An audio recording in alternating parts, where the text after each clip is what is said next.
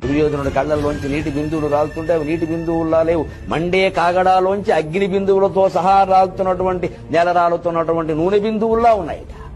అలా ఏడుస్తున్నాడు, పశ్చాత్తాపంతో కుమిలిపోతున్నాడు దుర్యోధనుడు. ఇప్పుడు ఖచ్చితంగా మూలభారతం ప్రకారం ఒక మాట అన్నాడు, చెయ్యా తప్పు చేశానయ్యా, లక్క ఇంటి దగ్గర నుంచి భీముడికి విషం పెట్టడం దగ్గర నుంచి నేను చేశానయ్యా, నా కన్నుడు నాకు లేకుండా పోయాడయ్యా, నా రాజ్యం పోయినందుకు కాదు, నా కన్నుడు నాకు లేకుండా పోయాడయ్యా, కన్నుడు లేని తర్వాత నాకు ప్రాణాలతో నిమిత్తం లేదు, ఈ రాజ్యం దేనికి అని నిజంగా పశ్చాత్తాపంతో కుమిలిపోయాడు. ఇప్పుడు దుర్యోధనుడు శాంతించడానికి శల్యుడు ఒక్క మాట చెప్పాడు, దుర్యోధన నేను స్వయంగా చూసి చెబుతున్నానయ్యా, సామాన్యమైన యుద్ధం చేయలేదయ్యా, కర్ణుడు నరనారాయణుని గిరగిల్లాడించేశాడయ్యా, పోవడం ఏముందయ్యా, ఎవరైనా పోతారు గాని సాటిగా ధాటిగా మీటిగా పోరాడిపోయాడయ్యా.